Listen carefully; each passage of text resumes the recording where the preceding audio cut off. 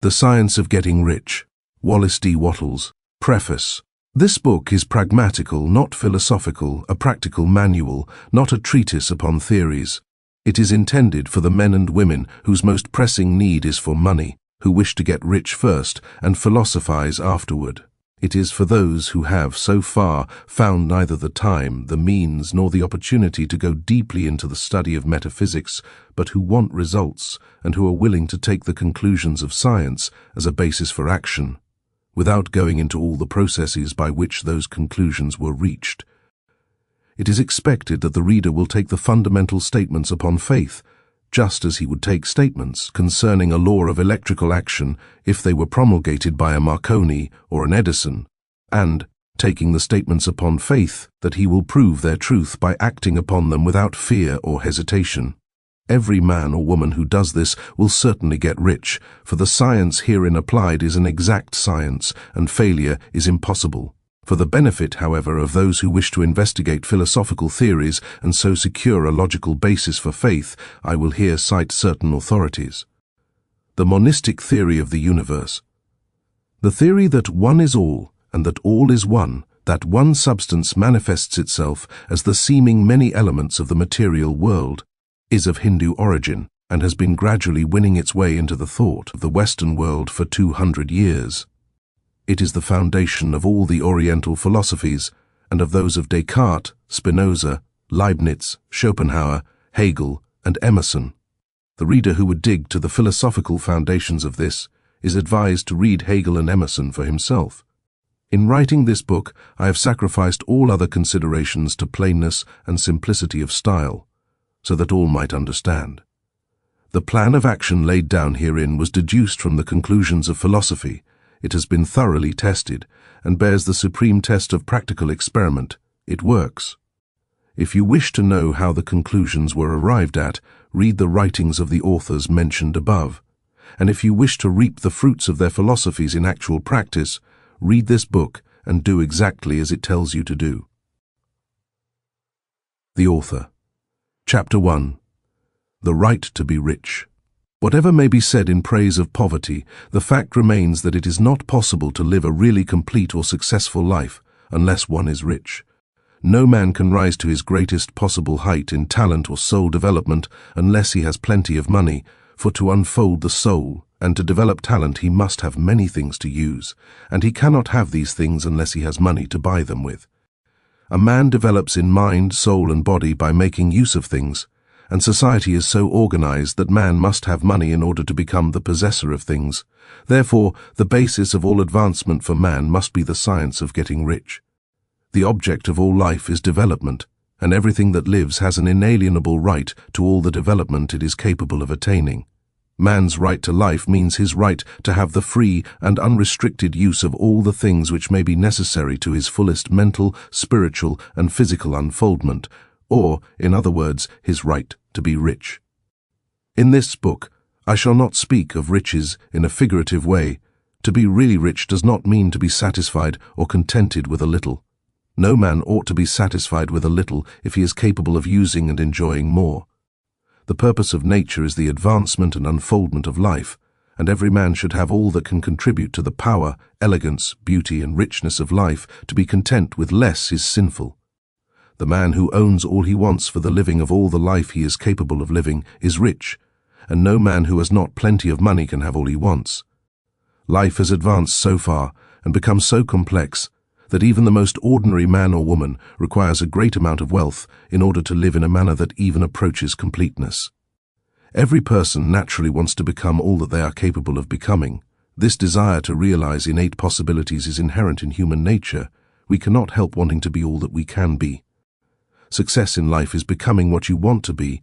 You can become what you want to be only by making use of things, and you can have the free use of things only as you become rich enough to buy them.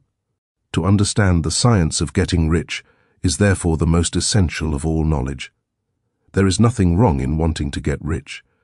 The desire for riches is really the desire for a richer, fuller, and more abundant life, and that desire is praiseworthy. The man who does not desire to live more abundantly is abnormal, and so the man who does not desire to have money enough to buy all he wants is abnormal. There are three motives for which we live.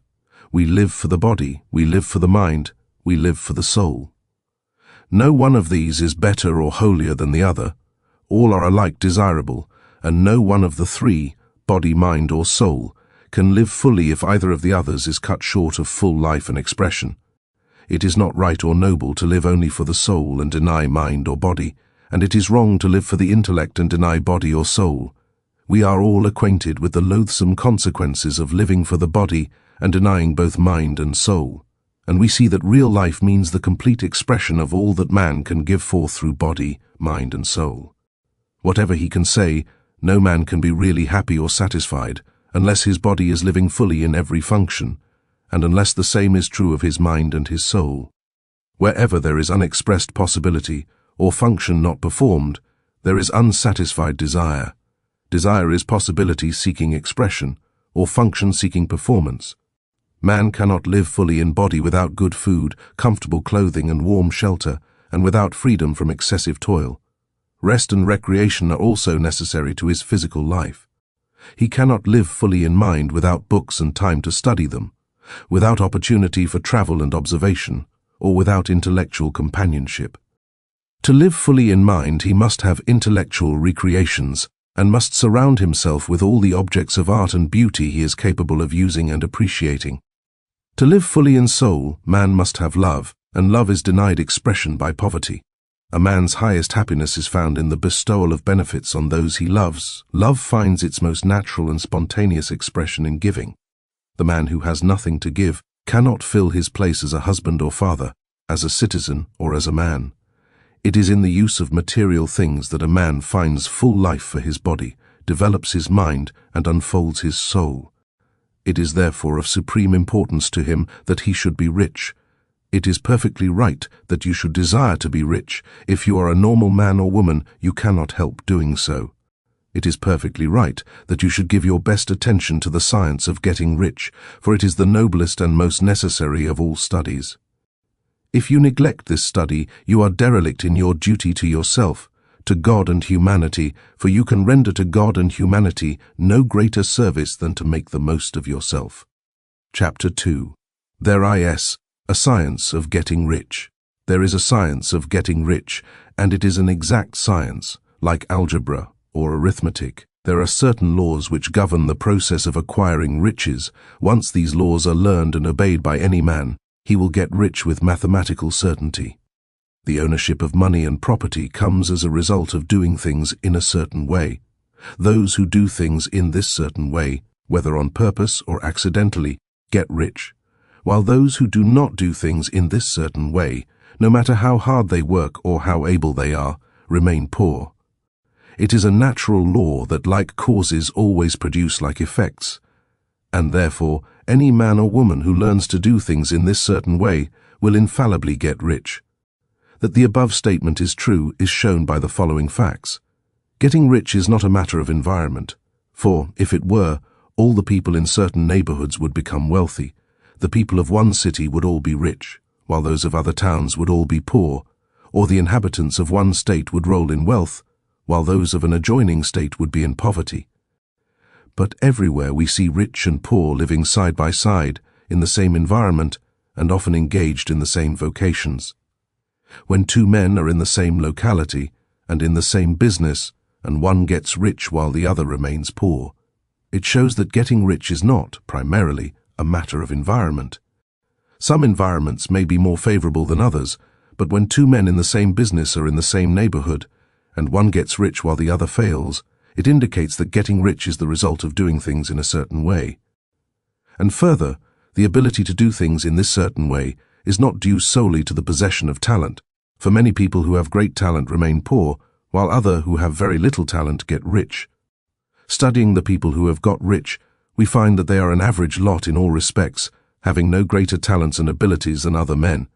It is evident that they do not get rich because they possess talents and abilities that other men have not, but because they happen to do things in a certain way. Getting rich is not the result of saving or thrift. Many very penurious people are poor, while free spenders often get rich. Nor is getting rich due to doing things which others fail to do, for two men in the same business, often do almost exactly the same things, and one gets rich while the other remains poor or becomes bankrupt. From all these things, we must come to the conclusion that getting rich is the result of doing things in a certain way. If getting rich is the result of doing things in a certain way, and if like causes always produce like effects, then any man or woman who can do things in that way can become rich, and the whole matter is brought within the domain of exact science. The question arises here whether this certain way may not be so difficult that only a few may follow it. This cannot be true, as we have seen, so far as natural ability is concerned. Talented people get rich, and blockheads get rich, intellectually brilliant people get rich, and very stupid people get rich. Physically strong people get rich, and weak and sickly people get rich. Some degree of ability to think and understand is, of course, essential. But in so far natural ability is concerned, any man or woman who has sense enough to read and understand these words can certainly get rich. Also, we have seen that it is not a matter of environment. Location counts for something. One would not go to the heart of the Sahara and expect to do successful business. Getting rich involves the necessity of dealing with men, and of being where there are people to deal with, and if these people are inclined to deal in the way you want to deal, so much the better. But that is about as far as environment goes. If anybody else in your town can get rich, so can you, and if anybody else in your state can get rich, so can you. Again, it is not a matter of choosing some particular business or profession. People get rich in every business and in every profession, while their next-door neighbors in the same vocation remain in poverty. It is true that you will do best in a business which you like and which is congenial to you, and if you have certain talents which are well developed, you will do best in a business which calls for the exercise of those talents. Also, you will do best in a business which is suited to your locality. An ice cream parlor would do better in a warm climate than in Greenland, and a salmon fishery will succeed better in the Northwest than in Florida, where there are no salmon. But, aside from these general limitations, getting rich is not dependent upon your engaging in some particular business, but upon your learning to do things in a certain way. If you are now in business, and anybody else in your locality is getting rich in the same business, while you are not getting rich, it is because you are not doing things in the same way that the other person is doing them. No one is prevented from getting rich by lack of capital. True, as you get capital, the increase becomes more easy and rapid, but one who has capital is already rich and does not need to consider how to become so. No matter how poor you may be, if you begin to do things in the certain way, you will begin to get rich, and you will begin to have capital. The getting of capital is a part of the process of getting rich, and it is a part of the result which invariably follows the doing of things in the certain way. You may be the poorest man on the continent, and be deeply in debt. You may have neither friends, influence, nor resources, but if you begin to do things in this way, you must infallibly begin to get rich, for like causes must produce like effects. If you have no capital, you can get capital. If you're in the wrong business, you can get into the right business. If you're in the wrong location, you can go to the right location, and you can do so by beginning in your present business and in your present location to do things in the certain way which causes success. Chapter 3. IS Opportunity Monopolized. No man is kept poor because opportunity has been taken away from him, because other people have monopolized the wealth and have put a fence around it. You may be shut off from engaging in business in certain lines, but there are other channels open to you. Probably it would be hard for you to get control of any of the great railroad systems. That field is pretty well monopolized. But the electric railway business is still in its infancy and offers plenty of scope for enterprise, and it will be but a very few years until traffic and transportation through the air will become a great industry, and in all its branches will give employment to hundreds of thousands, and perhaps to millions of people. Why not turn your attention to the development of aerial transportation, instead of competing with J.J. Hill and others for a chance in the steam railway world? It is quite true that if you are a workman in the employ of the Steel Trust, you have very little chance of becoming the owner of the plant in which you work, but it is also true that if you will commence to act in a certain way, you can soon leave the employ of the Steel Trust. You can buy a farm of from 10 to 40 acres and engage in business as a producer of foodstuffs. There is great opportunity at this time for men who will live upon small tracts of land and cultivate the same intensively. Such men will certainly get rich. You may say that it is impossible for you to get the land, but I am going to prove to you that it is not impossible, and that you can certainly get a farm if you will go to work in a certain way. At different periods, the tide of opportunity sets in different directions, according to the needs of the whole, and the particular stage of social evolution which has been reached. At present, in America it is setting toward agriculture and the allied industries and professions. Today, opportunity is opened before the factory worker in his line.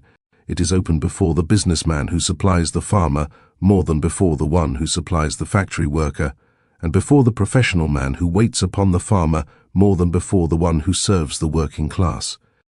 There is abundance of opportunity for the man who will go with the tide, instead of trying to swim against it.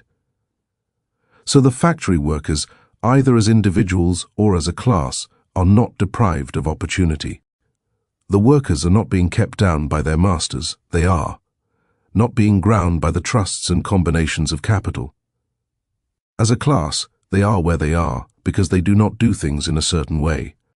If the workers of America chose to do so, they could follow the example of their brothers in Belgium and other countries, and establish great department stores and cooperative industries. They could elect men of their own class to office, and pass laws favoring the development of such cooperative industries, and in a few years they could take peaceable possession of the industrial field. The working class may become the master class whenever they will begin to do things in a certain way. The law of wealth is the same for them as it is for all others. This they must learn, and they will remain where they are as long as they continue to do as they do. The individual worker, however, is not held down by the ignorance or the mental slothfulness of his class. He can follow the tide of opportunity to riches, and this book will tell him how. No one is kept in poverty by a shortness in the supply of riches. There is more than enough for all. A palace as large as the Capitol at Washington might be built for every family on earth from the building material in the United States alone, and under intensive cultivation, this country would produce wool, cotton, linen, and silk enough to cloth each person in the world, finer than Solomon was arrayed in all his glory, together with food enough to feed them all luxuriously. The visible supply is practically inexhaustible, and the invisible supply really inexhaustible. Everything you see on earth is made from one original substance, out of which all things proceed. New forms are constantly being made, and older ones are dissolving, but all are shapes assumed by one thing. There is no limit to the supply of formless stuff, or original substance. The universe is made out of it, but it was not all used in making the universe. The spaces in, through, and between the forms of the visible universe are permeated and filled with the original substance, with the formless stuff, with the raw material of all things. 10,000 times as much as has been made might still be made, and even then we should not have exhausted the supply of universal raw material. No man, therefore, is poor because nature is poor, or because there is not enough to go around. Nature is an inexhaustible storehouse of riches. The supply will never run short. Original substance is alive with creative energy, and is constantly producing more forms. When the supply of building material is exhausted, more will be produced. When the soil is exhausted so that foodstuffs and materials for clothing will no longer grow upon it, it will be renewed, or more soil will be made. When all the gold and silver has been dug from the earth, if man is still in such a stage of social development that he needs gold and silver, more will be produced from the formless. The formless stuff responds to the needs of man. It will not let him be without any good thing. This is true of man collectively. The race as a whole is always abundantly rich, and if individuals are poor, it is because they do not follow the certain way of doing things which makes the individual man rich. The formless stuff is intelligent. It is stuff which thinks. It is alive and is always impelled toward more life. It is the natural and inherent impulse of life to seek to live more. It is the nature of intelligence to enlarge itself, and of consciousness to seek to extend its boundaries and find fuller expression. The universe of forms has been made by formless living substance, throwing itself into form in order to express itself more fully. The universe is a great living presence, always moving inherently toward more life and fuller functioning. Nature is formed for the advancement of life. Its impelling motive is the increase of life. For this cause, everything which can possibly minister to life is bountifully provided. There can be no lack unless God is to contradict himself and nullify his own works. You are not kept poor by lack in the supply of riches. It is a fact, which I shall demonstrate a little farther on, that even the resources of the formless supply are at the command of the man or woman will act and think in a certain way. Chapter 4. The first principle in the science of getting rich, thought is the only power which can produce tangible riches from the formless substance. The stuff from which all things are made is a substance which thinks, and a thought of form in this substance produces the form. Original substance moves according to its thoughts. Every form and process you see in nature is the visible expression of a thought in original substance. As the formless stuff thinks of a form, it takes that form. As it thinks of a motion, it makes that motion. That is the way all things were created. We live in a thought world, which is part of a thought universe. The thought of a moving universe extended throughout formless substance, and the thinking stuff moving according to that thought, took the form of systems of planets and maintains that form. Thinking substance takes the form of its thought and moves according to the thought. Holding the idea of a circling system of suns and worlds, it takes the form of these bodies and moves them as it thinks. Thinking the form of a slow-growing oak tree, it moves accordingly and produces the tree, though centuries may be required to do the work. In creating, the formless seems to move according to the lines of motion it has established. The thought of an oak tree does not cause the instant formation of a full-grown tree, but it does start in motion the forces which will produce the tree along established lines of growth. Every thought of form, held in thinking substance, causes the creation of the form, but always, or at least generally, along lines of growth and action already established. The thought of a house of a certain construction, if it were impressed upon formless substance, might not cause the instant formation of the house, but it would cause the turning of creative energies already working in trade and commerce into such channels as to result in the speedy building of the house. And if there were no existing channels through which the creative energy could work, then the house would be formed directly from primal substance, without waiting for the slow processes of the organic and inorganic world. No thought of form can be impressed upon original substance without causing the creation of the form. Man is a thinking center and can originate thought. All the forms that man fashions with his hands must first exist in his thought. He cannot shape a thing until he has thought that thing. And so far man has confined his efforts wholly to the work of his hands. He has applied manual labor to the world of forms, seeking to change or modify those already existing. He has never thought of trying to cause the creation of new forms by impressing his thoughts upon formless substance. When man has a thought form, he takes material from the forms of nature and makes an image of the form which is in his mind. He has, so far, made little or no effort to cooperate with formless intelligence, to work with the Father. He has not dreamed that he can do what he seeth the Father doing. Man reshapes and modifies existing forms. By manual labor, he has given no attention to the question whether he may not produce things from formless substance by communicating his thoughts to it. We propose to prove that he may do so, to prove that any man or woman may do so, and to show how. As our first step, we must lay down 3 fundamental propositions. First, we assert that there is one original formless stuff, or substance, from which all things are made. All the seemingly many elements are but different presentations of one element. All the many forms found in organic and inorganic nature are but different shapes, made from the same stuff. And this stuff is thinking stuff. A thought held in it produces the form of the thought. Thought, in thinking substance, produces shapes. Man is a thinking center, capable of original thought. If man can communicate his thought to original thinking substance, he can cause the creation, or formation, of the thing he thinks about. To summarize this, there is a thinking stuff from which all things are made, and which, in its original state, permeates, penetrates, and fills the interspaces of the universe. A thought, in this substance, produces the thing that is imaged by the thought.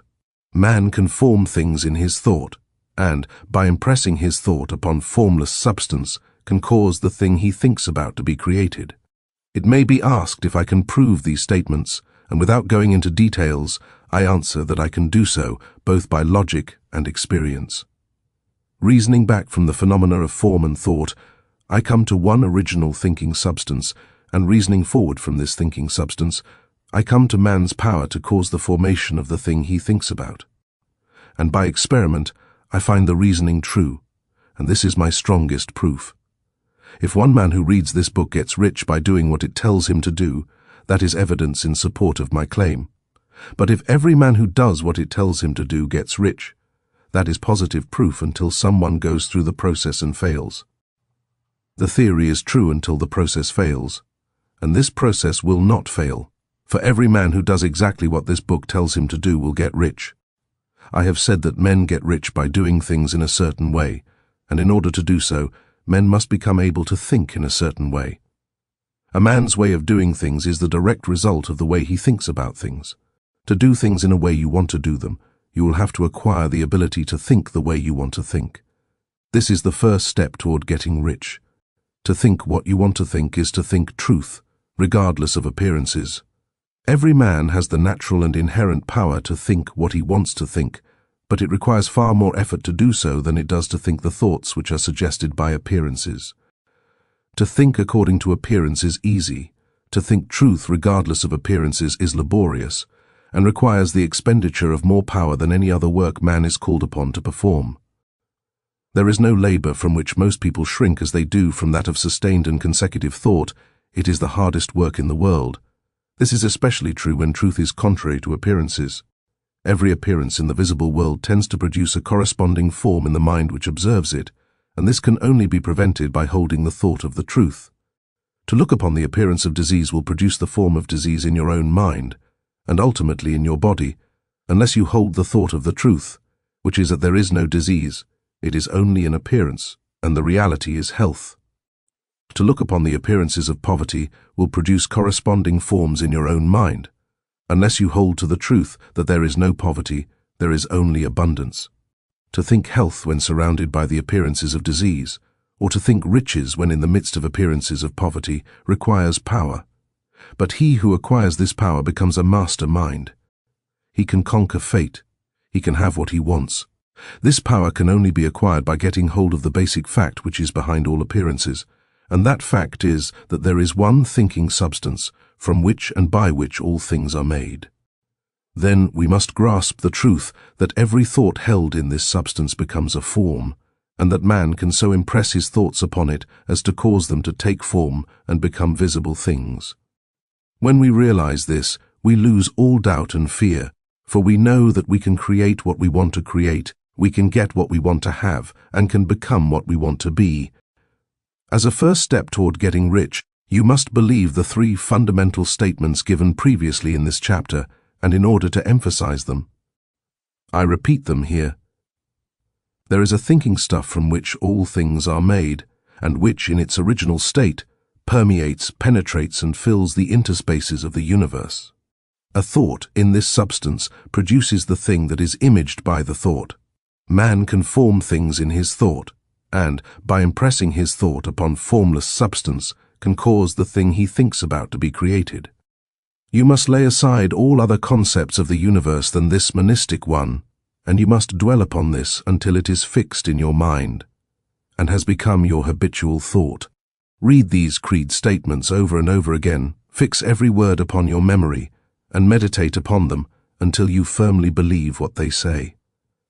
If a doubt comes to you, cast it aside as a sin. Do not listen to arguments against this idea. Do not go to churches or lectures where a contrary concept of things is taught or preached. Do not read magazines or books which teach a different idea. If you get mixed up in your faith, all your efforts will be in vain.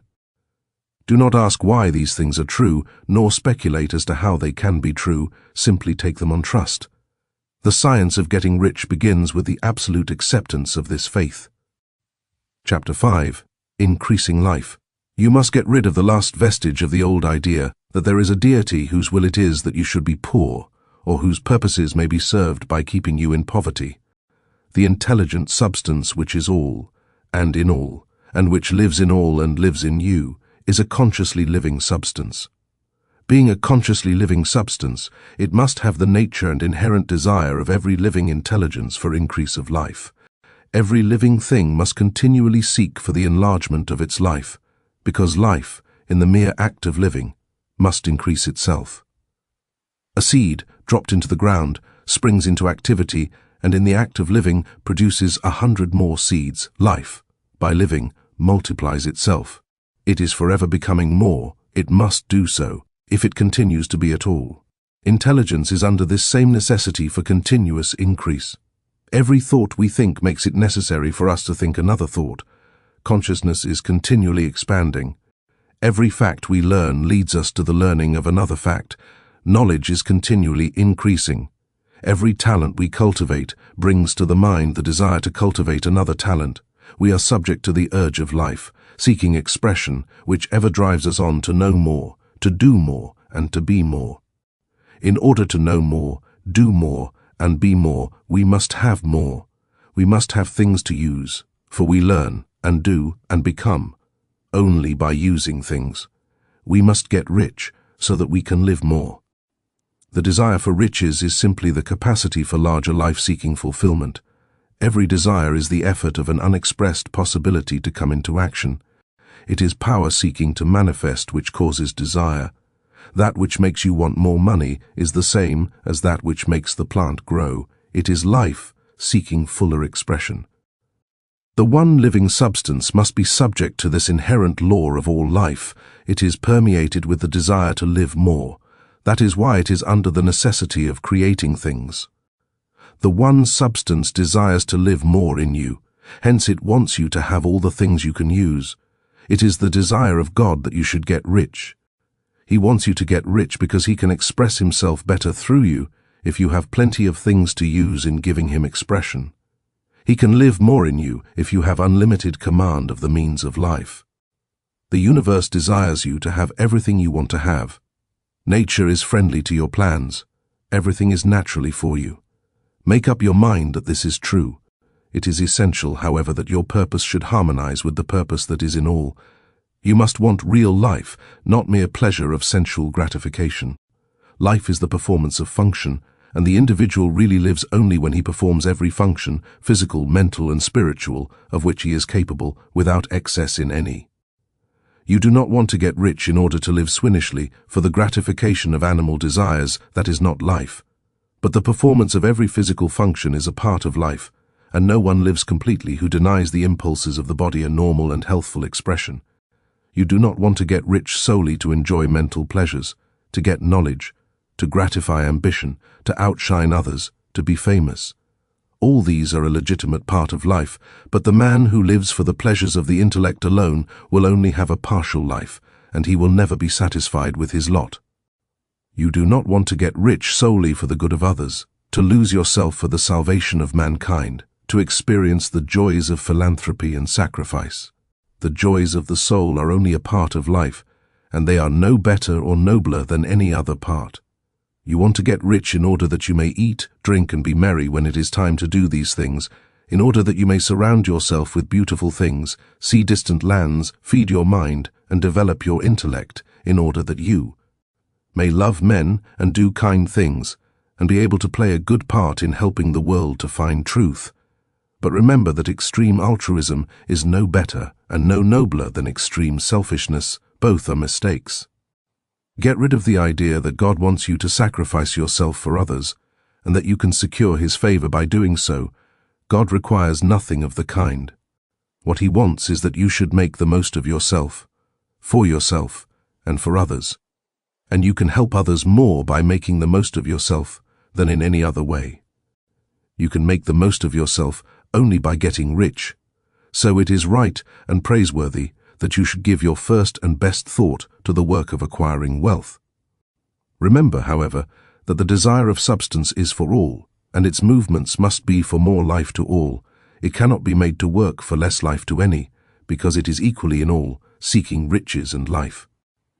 Intelligent substance will make things for you, but it will not take things away from someone else and give them to you. You must get rid of the thought of competition. You are to create, not to compete for what is already created. You do not have to take anything away from anyone. You do not have to drive sharp bargains. You do not have to cheat or to take advantage. You do not need to let any man work for you for less than he earns.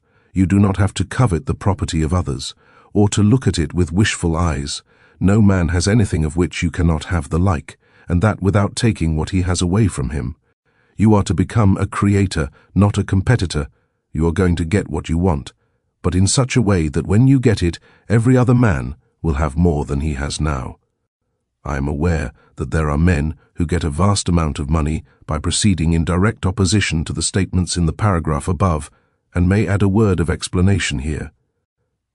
Men of the plutocratic type, who become very rich, do so sometimes purely by their extraordinary ability on the plane of competition, and sometimes they unconsciously relate themselves to substance in its great purposes and movements for the general racial upbuilding through industrial evolution. Rockefeller, Carnegie, Morgan, and others have been the unconscious agents of the supreme in the necessary work of systematizing and organizing productive industry, and in the end, their work will contribute immensely toward increased life for all. Their day is nearly over. They have organized production and will soon be succeeded by the agents of the multitude who will organize the machinery of distribution. The multi-millionaires are like the monster reptiles of the prehistoric eras. They play a necessary part in the evolutionary process, but the same power which produced them will dispose of them. And it is well to bear in mind that they have never been really rich. A record of the private lives of most of this class will show that they have really been the most abject and wretched of the poor. Riches secured on the competitive plane are never satisfactory and permanent. They are yours today and another's tomorrow. Remember, if you are to become rich in a scientific and certain way, you must rise entirely out of the competitive thought. You must never think for a moment that the supply is limited. Just as soon as you begin to think that all the money is being cornered and controlled by bankers and others, and that you must exert yourself to get laws passed to stop this process, and so on, in that moment you drop into the competitive mind, and your power to cause creation is gone for the time being, and what is worse, you will probably arrest the creative movements you have already instituted. Know that there are countless millions of dollars worth of gold in the mountains of the earth, not yet brought to light, and know that if there were not, more would be created from thinking substance to supply your needs. Know that the money you need will come, even if it is necessary for 1,000 men to be led to the discovery of new gold mines tomorrow. Never look at the visible supply. Look always at the limitless riches in formless substance, and know that they are coming to you as fast as you can receive and use them. Nobody, by cornering the visible supply, can prevent you from getting what is yours. So never allow yourself to think for an instant that all the best building spots will be taken before you get ready to build your house, unless you hurry. Never worry about the trusts and combines, and get anxious for fear they will soon come to own the whole earth. Never get afraid that you will lose what you want because some other person beats you to it. That cannot possibly happen. You are not seeking anything that is possessed by anybody else. You are causing what you want to be created from formless substance, and the supply is without limits. Stick to the formulated statement. There is a thinking stuff from which all things are made, and which, in its original state, permeates, penetrates, and fills the interspaces of the universe. A thought, in this substance, produces the thing that is imaged by the thought. Man can form things in his thought, and, by impressing his thought upon formless substance, can cause the thing he thinks about to be created. Chapter 6. How Riches Come to You. When I say that you do not have to drive sharp bargains, I do not mean that you do not have to drive any bargains at all, or that you are above the necessity for having any dealings with your fellow men. I mean that you will not need to deal with them unfairly. You do not have to get something for nothing, but can give to every man more than you take from him. You cannot give every man more in cash market value than you take from him, but you can give him more in use value than the cash value of the thing you take from him. The paper, ink, and other material in this book may not be worth the money you pay for it, but if the ideas suggested by it bring you thousands of dollars, you have not been wronged by those who sold it to you. They have given you a great use value for a small cash value. Let us suppose that I own a picture by one of the great artists, which, in any civilized community, is worth thousands of dollars. I take it to Baffin Ray, and by salesmanship induce an Eskimo to give a bundle of furs worth $500 for it. I have really wronged him, for he has no use for the picture, it has no value to him, it will not add to his life. But suppose I give him a gun worth $50 for his furs, then he has made a good bargain. He has use for the gun, it will get him many more furs and much food, it will add to his life in every way, it will make him rich. When you rise from the competitive to the creative plane, you can scan your business transactions very strictly, and if you are selling any man anything which does not add more to his life than the thing he gave you in exchange, you can afford to stop it. You do not have to beat anybody in business, and if you are in a business which does beat people, get out of it at once. Give every man more in use value than you take from him in cash value, then you are adding to the life of the world by every business transaction. If you have people working for you, you must take from them more in cash value than you pay them in wages. But you can so organize your business that it will be filled with the principle of advancement, and so that each employee who wishes to do so may advance a little every day. You can make your business do for your employees what this book is doing for you. You can so conduct your business that it will be a sort of ladder, by which every employee who will take the trouble may climb to riches himself, and given the opportunity, if he will not do so, it is not your fault. And finally, because you are to cause the creation of your riches from formless substance, which permeates all your environment, it does not follow that they are to take shape from the atmosphere, and come into being before your eyes. If you want a sewing machine, for instance, I do not mean to tell you that you are to impress the thought of a sewing machine on thinking substance until the machine is formed without hands, in the room where you sit, or elsewhere. But if you want a sewing machine, hold the mental image of it with the most positive certainty that it is being made, or is on its way to you. After once forming the thought, have the most absolute and unquestioning faith that the sewing machine is coming, never think of it or speak of it in any other way than as being sure to arrive. Claim it as already yours. It will be brought to you by the power of the supreme intelligence, acting upon the minds of men. If you live in Maine, it may be that a man will be brought from Texas or Japan to engage in some transaction which will result in your getting what you want. If so, the whole matter will be as much to that man's advantage as it is to yours. Do not forget for a moment that the thinking substance is through all, in all, communicating with all, and can influence all. The desire of thinking substance for fuller life and better living has caused the creation of all the sewing machines already made, and it can cause the creation of millions more, and will, whenever men set it in motion by desire and faith, and by acting in a certain way. You can certainly have a sewing machine in your house, and it is just as certain that you can have any other thing or things which you want, and which you will use for the advancement of your own life and the lives of others. You need not hesitate about asking largely, "It is your Father's pleasure to give you the kingdom," said Jesus. Original substance wants to live all that is possible in you, and wants you to have all that you can or will use for the living of the most abundant life. If you fix upon your consciousness the fact that the desire you feel for the possession of riches is one with the desire of omnipotence for more complete expression, your faith becomes invincible. Once I saw a little boy sitting at a piano and vainly trying to bring harmony out of the keys, and I saw that he was grieved and provoked by his inability to play real music. I asked him the cause of his vexation, and he answered, "I can feel the music in me, but I can't make my hands go right." The music in him was the urge of original substance, containing all the possibilities of all life. All that there is of music was seeking expression through the child. God, the one substance, is trying to live and do and enjoy things through humanity. He is saying, "I want hands to build wonderful structures, to play divine harmonies, to paint glorious pictures. I want feet to run my errands, eyes to see my beauties, tongues to tell mighty truths and to sing marvelous songs," and so on.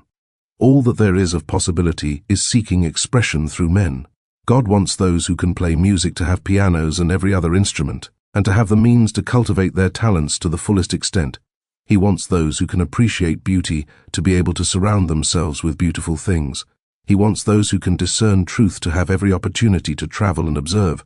He wants those who can appreciate dress to be beautifully clothed, and those who can appreciate good food to be luxuriously fed. He wants all these things because it is himself that enjoys and appreciates them. It is God who wants to play, and sing, and enjoy beauty, and proclaim truth and wear fine clothes and eat good foods. It is God that worketh in you to will and to do, said Paul. The desire you feel for riches is the infinite, seeking to express himself in you as he sought to find expression in the little boy at the piano. So you need not hesitate to ask largely. Your part is to focalize and express the desire to God. This is a difficult point with most people. They retain something of the old idea that poverty and self-sacrifice are pleasing to God. They look upon poverty as a part of the plan, a necessity of nature. They have the idea that God has finished his work and made all that he can make, and that the majority of men must stay poor because there is not enough to go around.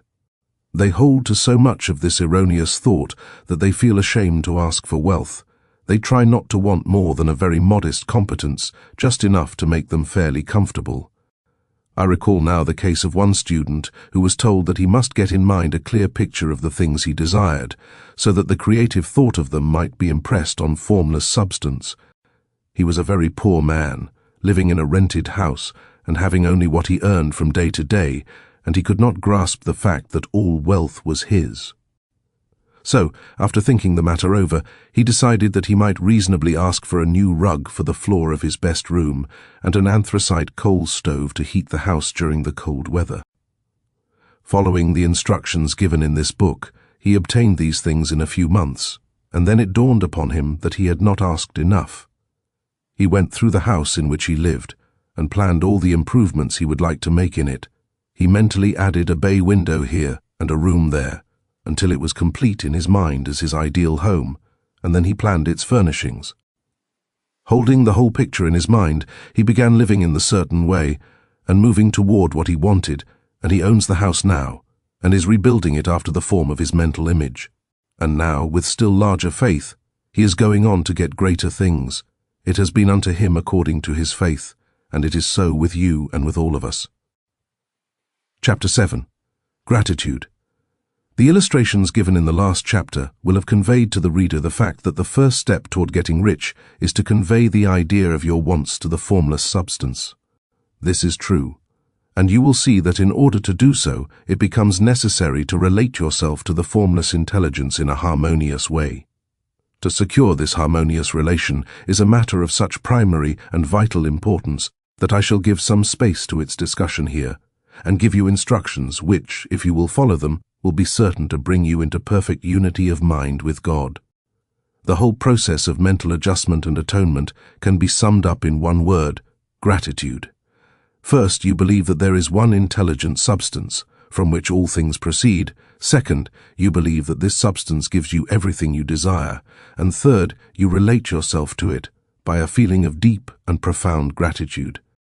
Many people who order their lives rightly in all other ways are kept in poverty by their lack of gratitude. Having received one gift from God, they cut the wires which connect them with Him by failing to make acknowledgement. It is easy to understand that the nearer we live to the source of wealth, the more wealth we shall receive.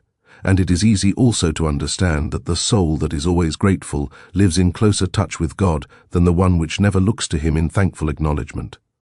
The more gratefully we fix our minds on the Supreme when good things come to us, the more good things we will receive, and the more rapidly they will come. And the reason simply is that the mental attitude of gratitude draws the mind into closer touch with the source from which the blessings come. If it is a new thought to you that gratitude brings your whole mind into closer harmony with the creative energies of the universe, consider it well, and you will see that it is true.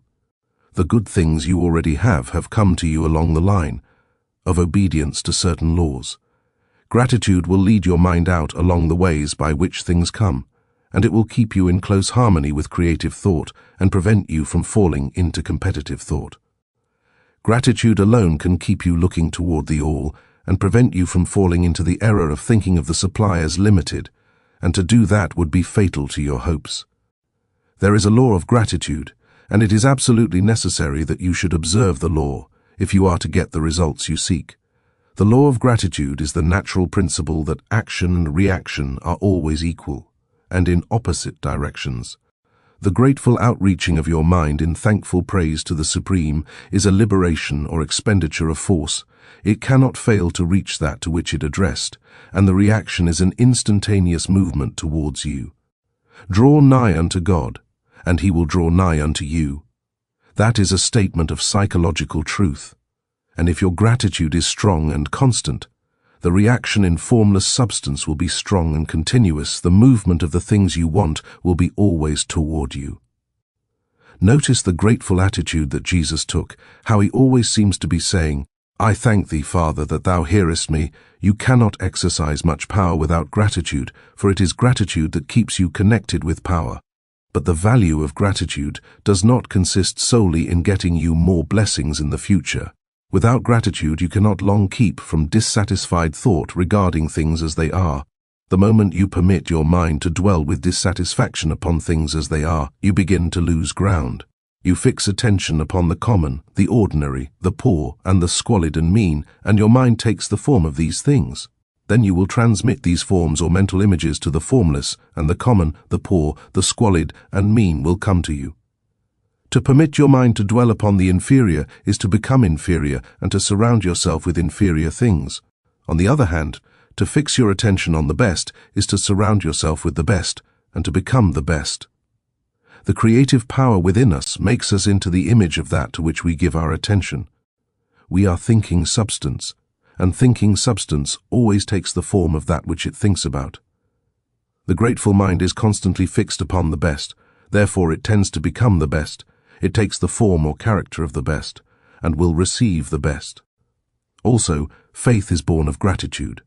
The grateful mind continually expects good things, and expectation becomes faith. The reaction of gratitude upon one's own mind produces faith, and every outgoing wave of grateful thanksgiving increases faith. He who has no feeling of gratitude cannot long retain a living faith. And without a living faith, you cannot get rich by the creative method, as we shall see in the following chapters. It is necessary then to cultivate the habit of being grateful for every good thing that comes to you, and to give thanks continuously. And because all things have contributed to your advancement, you should include all things in your gratitude. Do not waste time thinking or talking about the shortcomings or wrong actions of plutocrats or trust magnates. Their organization of the world has made your opportunity. All you get really comes to you because of them. Do not rage against corrupt politicians. If it were not for politicians, we should fall into anarchy, and your opportunity would be greatly lessened. God has worked a long time and very patiently to bring us up to where we are in industry and government, and he is going right on with his work. There is not the least doubt that he will do away with plutocrats, trust magnates, captains of industry and politicians as soon as they can be spared. But in the meantime, behold, they are all very good.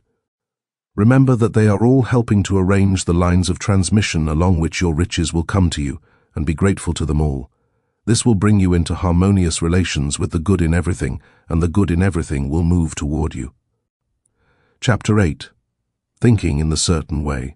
Turn back to Chapter 6 and read again the story of the man who formed a mental image of his house, and you will get a fair idea of the initial step toward getting rich. You must form a clear and definite mental picture of what you want.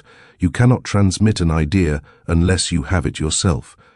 You must have it before you can give it, and many people fail to impress thinking substance because they have themselves only a vague and misty concept of the things they want to do, to have, or to become. It is not enough that you should have a general desire for wealth to do good with. Everybody has that desire. It is not enough that you should have a wish to travel, see things, live more, etc. Everybody has those desires also. If you were going to send a wireless message to a friend, you would not send the letters of the alphabet in their order, and let him construct the message for himself, nor would you take words at random from the dictionary. You would send a coherent sentence, one which meant something. When you try to impress your wants upon substance, remember that it must be done by a coherent statement. You must know what you want and be definite. You can never get rich or start the creative power into action by sending out unformed longings and vague desires. Go over your desires just as the man I have described went over his house. See just what you want and get a clear mental picture of it as you wish it to look when you get it. That clear mental picture you must have continually in mind, As the sailor has in mind the port toward which he is sailing the ship, you must keep your face toward it all the time.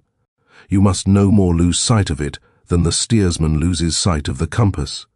It is not necessary to take exercises in concentration, nor to set apart special times for prayer and affirmation, nor to go into the silence, nor to do occult stunts of any kind. Their things are well enough, but all you need is to know what you want, and to want it badly enough so that it will stay in your thoughts. Spend as much of your leisure time as you can in contemplating your picture, but no one needs to take exercises to concentrate his mind on a thing which he really wants. It is the things you do not really care about which require effort to fix your attention upon them. And unless you really want to get rich, so that the desire is strong enough to hold your thoughts directed to the purpose as the magnetic pole holds the needle of the compass, it will hardly be worthwhile for you to try to carry out the instructions given in this book. The methods herein set forth are for people whose desire for riches is strong enough to overcome mental laziness and the love of ease, and make them work. The more clear and definite you make your picture then, and the more you dwell upon it, bringing out all its delightful details, the stronger your desire will be, and the stronger your desire, the easier it will be to hold your mind fixed upon the picture of what you want. Something more is necessary, however, than merely to see the picture clearly. If that is all you do, you are only a dreamer, and will have little or no power for accomplishment. Behind your clear vision must be the purpose to realize it, to bring it out in tangible expression, and behind this purpose must be an invincible and unwavering faith that the thing is already yours, that it is at hand, and you have only to take possession of it. Live in the new house mentally until it takes form around you physically. In the mental realm, enter at once into full enjoyment of the things you want. Whatsoever things ye ask for when ye pray, believe that ye receive them, and ye shall have them, said Jesus. See the things you want as if they were actually around you all the time. See yourself as owning and using them. Make use of them in imagination just as you will use them when they are your tangible possessions. Dwell upon your mental picture until it is clear and distinct, and then take the mental attitude of ownership toward everything in that picture. Take possession of it, in mind, in the full faith that it is actually yours. Hold to this mental ownership, do not waver for an instant in the faith that it is real. And remember what was said in a preceding chapter about gratitude. Be as thankful for it all the time as you expect to be when it has taken form. The man who can sincerely thank God for the things which as yet he owns only in imagination has real faith. He will get rich. He will cause the creation of whatsoever he wants. You do not need to pray repeatedly for things you want. It is not necessary to tell God about it every day. Use not vain repetitions as the heathen do, said Jesus said to his pupils. For your Father knoweth that ye have need of these things before ye ask him. Your part is to intelligently formulate your desire for the things which make for a larger life, and to get these desire arranged into a coherent whole, and then to impress this whole desire upon the formless substance, which has the power and the will to bring you what you want. You do not make this impression by repeating strings of words. You make it by holding the vision with unshakable purpose to attain it, and with steadfast faith that you do attain it. The answer to prayer is not according to your faith while you are talking, but according to your faith while you are working. You cannot impress the mind of God by having a special Sabbath day set apart to tell him what you want, and the forgetting him during the rest of the week. You cannot impress him by having special hours to go into your closet and pray, if you then dismiss the matter from your mind until the hour of prayer comes again. Oral prayer is well enough, and has its effect, especially upon yourself, in clarifying your vision and strengthening your faith, but it is not your oral petitions which get you what you want. In order to get rich, you do not need a sweet hour of prayer. You need to pray without ceasing, and by prayer I mean holding steadily to your vision, with a purpose to cause its creation into solid form, and the faith that you are doing so. Believe that you receive them. The whole matter turns on receiving, once you have clearly formed your vision. When you have formed it, it is well to make an oral statement, addressing the Supreme in reverent prayer, and from that moment you must, in mind, receive what you ask for. Live in the new house, wear the fine clothes, ride in the automobile, go on the journey, and confidently plan for greater journeys. Think and speak of all the things you have asked for in terms of actual present ownership. Imagine an environment and a financial condition exactly as you want them, and live all the time in that imaginary environment and financial condition. Mind, however, that you do not do this as a mere dreamer and castle builder. Hold to the faith that the imaginary is being realized, and to the purpose to realize it. Remember that it is faith and purpose in the use of the imagination which make the difference between the scientist and the dreamer. And having learned this fact, it is here that you must learn the proper use of the will. Chapter 9. How to use the will. To set about getting rich in a scientific way, you do not try to apply your willpower to anything outside of yourself. You have no right to do so anyway. It is wrong to apply your will to other men and women in order to get them to do what you wish done. It is as flagrantly wrong to coerce people by mental power as it is to coerce them by physical power. If compelling people by physical force to do things for you reduces them to slavery, compelling them by mental means accomplishes exactly the same thing. The only difference is in methods. If taking things from people by physical force is robbery, then taking things by mental force is robbery also. There is no difference in principle.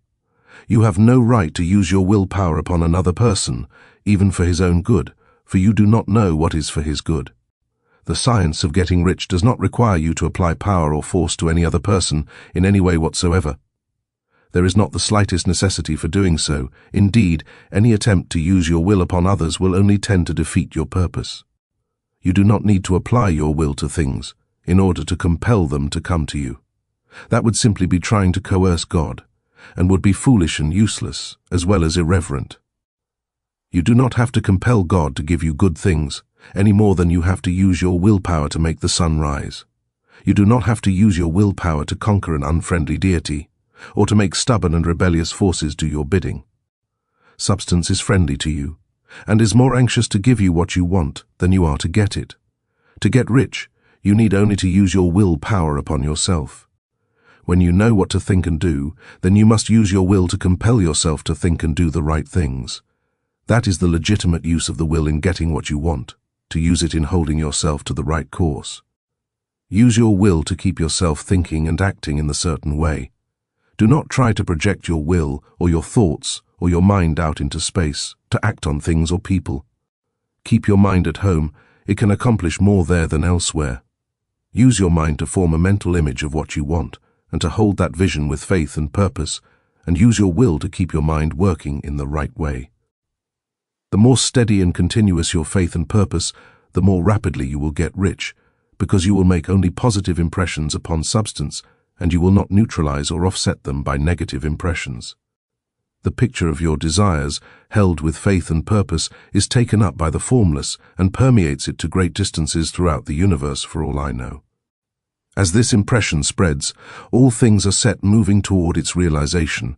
Every living thing, every inanimate thing, and the things yet uncreated are stirred toward bringing into being that which you want. All force begins to be exerted in that direction. All things begin to move toward you. The minds of people, everywhere, are influenced toward doing the things necessary to the fulfilling of your desires, and they work for you unconsciously. But you can check all this by starting a negative impression in the formless substance. Doubt or unbelief is as certain to start a movement away from you as faith and purpose are to start one toward you. It is by not understanding this that most people who try to make use of mental science in getting rich make their failure. Every hour and moment you spend in giving heed to doubts and fears, every hour you spend in worry, every hour in which your soul is possessed by unbelief, sets a current away from you in the whole domain of intelligent substance. All the promises are unto them that believe, and unto them only. Notice how insistent Jesus was upon this point of belief, and now you know the reason why. Since belief is all important, it behooves you to guard your thoughts, and as your beliefs will be shaped to a very great extent by the things you observe and think about, it is important that you should command your attention. And here the will comes into use, for it is by your will that you determine upon what things your attention shall be fixed. If you want to become rich, you must not make a study of poverty. Things are not brought into being by thinking about their opposites. Health is never to be attained by studying disease and thinking about disease. Righteousness is not to be promoted by studying sin and thinking about sin, and no one ever got rich by studying poverty and thinking about poverty. Medicine as a science of disease has increased disease. Religion as a science of sin has promoted sin, and economics as a study of poverty will fill the world with wretchedness and want. Do not talk about poverty, do not investigate it or concern yourself with it. Never mind what its causes are, you have nothing to do with them. What concerns you is the cure. Do not spend your time in charitable work or charity movements. All charity only tends to perpetuate the wretchedness it aims to eradicate. I do not say that you should be hard-hearted or unkind and refuse to hear the cry of need, but you must not try to eradicate poverty in any of the conventional ways. Put poverty behind you, and put all that pertains to it behind you, and make good. Get rich. That is the best way you can help the poor. And you cannot hold the mental image which is to make you rich if you fill your mind with pictures of poverty. Do not read books or papers which give circumstantial accounts of the wretchedness of the tenement dwellers, of the horrors of child labor, and so on. Do not read anything which fills your mind with gloomy images of want and suffering. You cannot help the poor in the least by knowing about these things, and the widespread knowledge of them does not tend at all to do away with poverty. What tends to do away with poverty is not the getting of pictures of poverty into your mind, but getting pictures of wealth into the minds of the poor. You are not deserting the poor in their misery when you refuse to allow your mind to be filled with pictures of that misery. Poverty can be done away with, not by increasing the number of well-to-do people who think about poverty, but by increasing the number of poor people who purpose with faith to get rich. The poor do not need charity, they need inspiration. Charity only sends them a loaf of bread to keep them alive in their wretchedness, or gives them an entertainment to make them forget for an hour or two, but inspiration will cause them to rise out of their misery. If you want to help the poor, demonstrate to them that they can become rich. Prove it by getting rich yourself. The only way in which poverty will ever be banished from this world is by getting a large and constantly increasing number of people to practice the teachings of this book. People must be taught to become rich by creation, not by competition. Every man who becomes rich by competition throws down behind him the ladder by which he rises, and keeps others down, but every man who gets rich by creation opens a way for thousands to follow him, and inspires them to do so. You are not showing hardness of heart or an unfeeling disposition when you refuse to pity poverty, see poverty, read about poverty, or think or talk about it, or to listen to those who do talk about it. Use your willpower to keep your mind off the subject of poverty, and to keep it fixed with faith and purpose on the vision of what you want. Chapter 10. Further use of the will. You cannot retain a true and clear vision of wealth if you are constantly turning your attention to opposing pictures, whether they be external or imaginary. Do not tell of your past troubles of a financial nature. If you have had them, do not think of them at all. Do no tell of the poverty of your parents or the hardships of your early life. To do any of these things is to mentally class yourself with the poor for the time being, and it will certainly check the movement of things in your direction. Let the dead bury their dead, as Jesus said. Put poverty and all things that pertain to poverty completely behind you. You have accepted a certain theory of the universe as being correct, and are resting all your hopes of happiness on its being correct. And what can you gain by giving heed to conflicting theories? Do not read religious books which tell you that the world is soon coming to an end, and do not read the writing of muckrakers and pessimistic philosophers who tell you that it is going to the devil. The world is not going to the devil, it is going to God. It is wonderful becoming. True, there may be a good many things in existing conditions which are disagreeable, but what is the use of studying them when they are certainly passing away, and when the study of them only tends to check their passing and keep them with us? Why give time and attention to things which are being removed by evolutionary growth, when you can hasten their removal only by promoting the evolutionary growth as far as your part of it goes? No matter how horrible in seeming may be the conditions in certain countries, sections, or places, you waste your time and destroy your own chances by considering them. You should interest yourself in the world's becoming rich. Think of the riches the world is coming into, instead of the poverty it is growing out of, and bear in mind that the only way in which you can assist the world in growing rich is by growing rich yourself through the creative method, not the competitive one.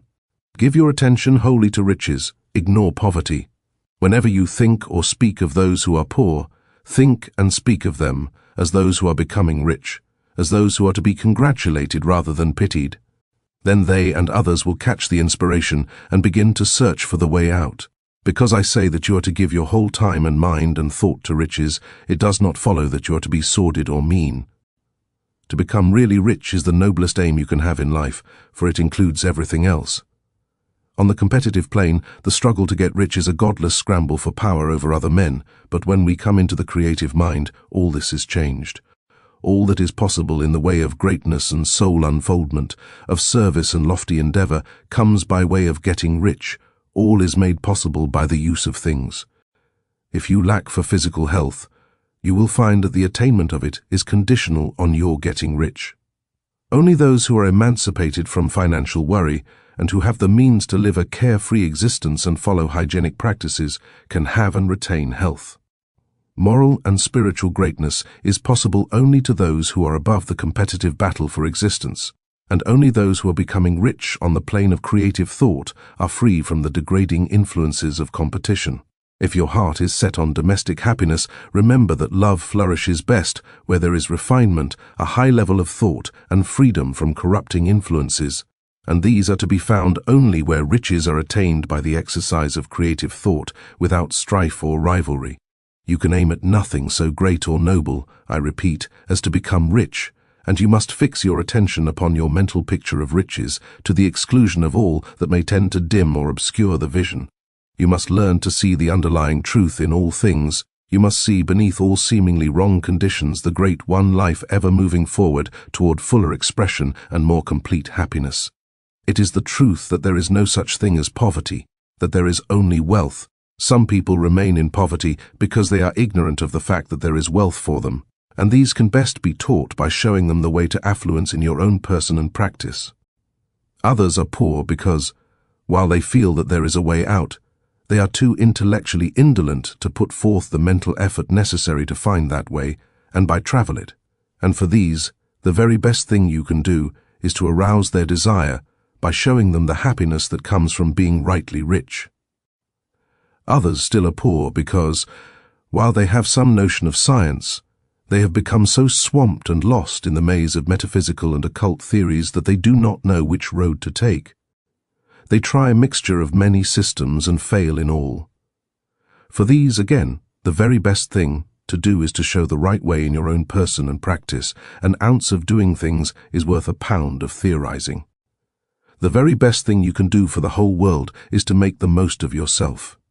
You can serve God and man in no more effective way than by getting rich, that is, if you get rich by the creative method and not by the competitive one. Another thing. We assert that this book gives in detail the principles of the science of getting rich, and if that is true, you do not need to read any other book upon the subject. This may sound narrow and egotistical, but consider, there is no more scientific method of computation in mathematics than by addition, subtraction, multiplication and division. No other method is possible. There can be but one shortest distance between 2 points. There is only one way to think scientifically, and that is to think in the way that leads by the most direct and simple route to the goal. No man has yet formulated a briefer or less complex system than the one set forth herein. It has been stripped of all non-essentials. When you commence on this, lay all others aside, put them out of your mind altogether. Read this book every day, keep it with you, commit it to memory, and do not think about other systems and theories. If you do, you will begin to have doubts and to be uncertain and wavering in your thought, and then you will begin to make failures. After you have made good and become rich, you may study other systems as much as you please, but until you are quite sure that you have gained what you want, do not read anything on this line but this book, unless it be the authors mentioned in the preface. And read only the most optimistic comments on the world's news, those in harmony with your picture. Also, postpone your investigations into the occult. Do not dabble in theosophy, spiritualism, or kindred studies. It is very likely that the dead still live and are near, but if they are, let them alone, mind your own business. Wherever the spirits of the dead may be, they have their own work to do, and their own problems to solve, and we have no right to interfere with them. We cannot help them, and it is very doubtful whether they can help us, or whether we have any right to trespass upon their time if they can. Let the dead and the hereafter alone, and solve your own problem. Get rich. If you begin to mix with the occult, you will start mental cross-currents, which will surely bring your hopes to shipwreck. Now, this and the preceding chapters have brought us to the following statement of basic facts. There is a thinking stuff from which all things are made, and which, in its original state, permeates, penetrates, and fills the interspaces of the universe. A thought, in this substance, produces the thing that is imaged by the thought. Man can form things in his thought, and, by impressing his thought upon formless substance, can cause the thing he thinks about to be created. In order to do this, man must pass from the competitive to the creative mind. He must form a clear mental picture of the things he wants, and hold this picture in his thoughts with the fixed purpose to get what he wants, and the unwavering faith that he does get what he wants, closing his mind against all that may tend to shake his purpose, dim his vision, or quench his faith. And in addition to all this, we shall now see that he must live and act in a certain way. Chapter 11. Acting in the certain way. Thought is the creative power, or the impelling force which causes the creative power to act. Thinking in a certain way will bring riches to you, but you must not rely upon thought alone, paying no attention to personal action. That is the rock upon which many otherwise scientific metaphysical thinkers meet shipwreck, the failure to connect thought with personal action. We have not yet reached the stage of development, even supposing such a stage to be possible, in which man can create directly from formless substance without nature's processes or the work of human hands. Man must not only think, but his personal action must supplement his thought.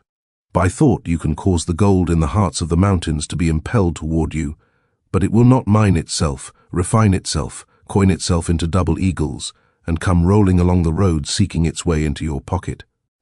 Under the impelling power of the Supreme Spirit, men's affairs will be so ordered that someone will be led to mine the gold for you.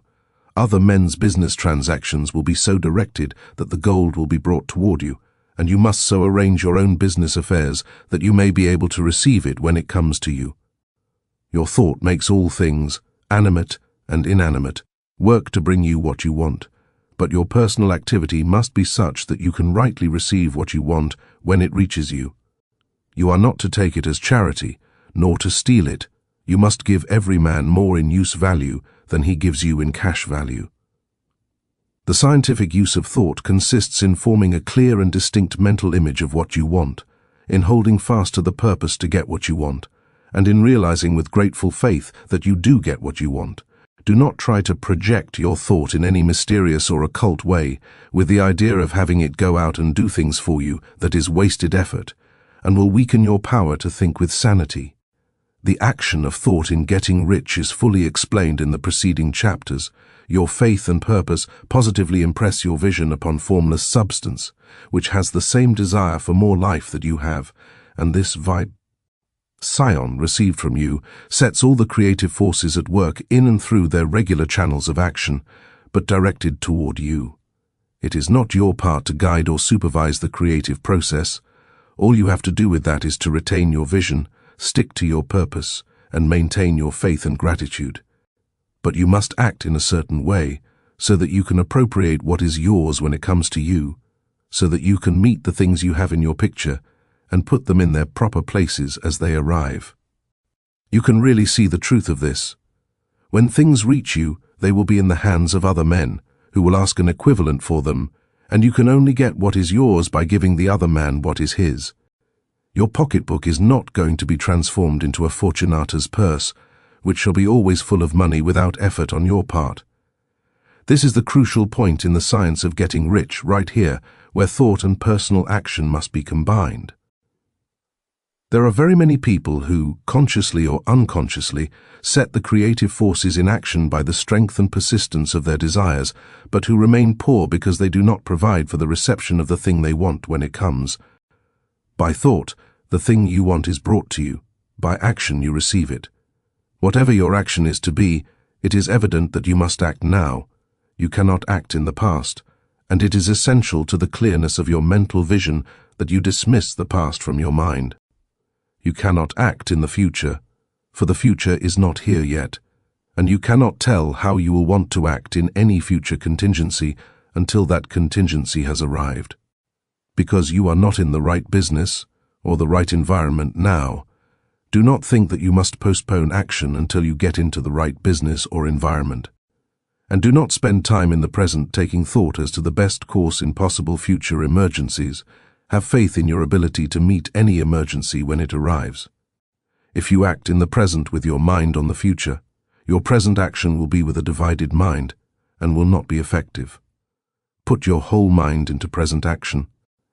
Do not give your creative impulse to original substance, and then sit down and wait for results. If you do, you will never get them. Act now. There is never any time but now, and there never will be any time but now. If you are ever to begin to make ready for the reception of what you want, you must begin now. And your action, whatever it is, must most likely be in your present business or employment, and must be upon the persons and things in your present environment. You cannot act where you are not. You cannot act where you have been, and you cannot act where you are going to be. You can act only where you are. Do not bother as to whether yesterday's work was well done or ill done. Do today's work well. Do not try to do tomorrow's work now. There will be plenty of time to do that when you get to it. Do not try by occult or mystical means to act on people or things that are out of your reach. Do not wait for a change of environment. Before you act, get a change of environment by action. You can so act upon the environment in which you are now as to cause yourself to be transferred to a better environment. Hold with faith and purpose the vision of yourself in the better environment, but act upon your present environment with all your heart and with all your strength and with all your mind. Do not spend any time in daydreaming or castle building. Hold to the one vision of what you want and act now. Do not cast about seeking some new thing to do or some strange, unusual, or remarkable action to perform as a first step toward getting rich. It is probable that your actions, at least for some time to come, will be those you have been performing for some time past, but you are to begin now to perform these actions in a certain way which will surely make you rich. If you are engaged in some business and feel that it is not the right one for you, do not wait until you get into the right business before you begin to act. Do not feel discouraged or sit down and lament because you are misplaced. No man was ever so misplaced but that he could not find the right place, and no man ever became so involved in the wrong business but that he could get into the right business. Hold the vision of yourself in the right business, with the purpose to get into it, and the faith that you will get into it and are getting into it, but a CT in your present business. Use your present business as the means of getting a better one, and use your present environment as the means of getting into a better one. Your vision of the right business, if held with faith and purpose, will cause the Supreme to move the right business toward you, and your action, if performed in the certain way, will cause you to move toward the business. If you are an employee or wage earner and feel that you must change places in order to get what you want, do not project your thought into space and rely upon it to get you another job. It will probably fail to do so. Hold the vision of yourself in the job you want, while you are CT with faith and purpose on the job you have, and you will certainly get the job you want. Your vision and faith will set the creative force in motion to bring it toward you, and your action will cause the forces in your own environment to move you toward the place you want. In closing this chapter, we will add another statement to our syllabus. There is a thinking stuff from which all things are made, and which, in its original state, permeates, penetrates, and fills the interspaces of the universe. A thought, in this substance, produces the thing that is imaged by the thought. Man can form things in his thought, and, by impressing his thought upon formless substance, can cause the thing he thinks about to be created. In order to do this, man must pass from the competitive to the creative mind. He must form a clear mental picture of the things he wants, and hold this picture in his thoughts with the fixed purpose to get what he wants, and the unwavering faith that he does get what he wants, closing his mind to all that may tend to shake his purpose, dim his vision, or quench his faith. Chapter 12. Efficient Action. You must use your thought as directed in previous chapters and begin to do what you can do where you are, and you must do all that you can do where you are. You can advance only by being larger than your present place, and no man is larger than his present place who leaves undone any of the work pertaining to that place. The world is advanced only by those who more than fill their present places. If no man quite filled his present place, you can see that there must be a going backward in everything. Those who do not quite fill their present places are dead weight upon society, government, commerce, and industry. They must be carried along by others at a great expense. The progress of the world is retarded only by those who do not fill the places they are holding. They belong to a former age and a lower stage or plane of life, and their tendency is toward degeneration. No society could advance.